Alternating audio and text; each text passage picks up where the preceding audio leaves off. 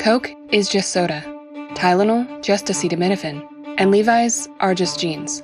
Yet consumers go out of their way to select these specific brands over others. An economist would say, how is this possible that a rational consumer would be willing to pay more for exactly the same thing? We love to think about ourselves as rational. That's not how it works. A very famous study done by colleagues at Duke University had flashed either the Apple logo or the IBM logo to two randomized groups of participants. The study found that after being subliminally exposed to the Apple logo, compared to when you've been exposed to the IBM logo, participants performed better on creative tasks. And the argument is that Apple has been telling you this story over and over again, that Apple is the brand for hip, cool, fun, creative people. This is the true power of brands. They can influence our behavior in ways that extend way beyond the point of sale.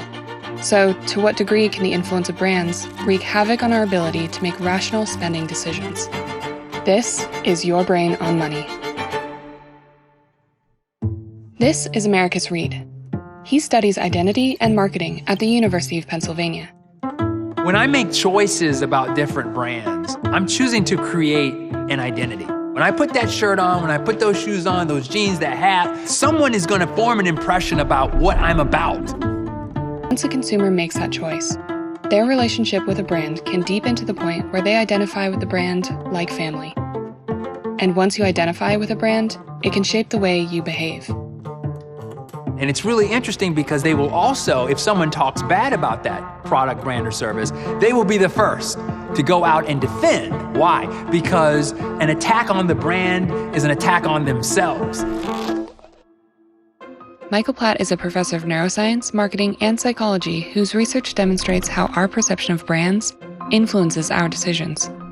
There's an idea in marketing, which is that we relate to brands in the same way we relate to people. It's like, I love this brand, or I hate this brand. Of course, what people say, right, can often be different from what's really going on in their heads. So we thought, well, why don't we just ask the brain directly?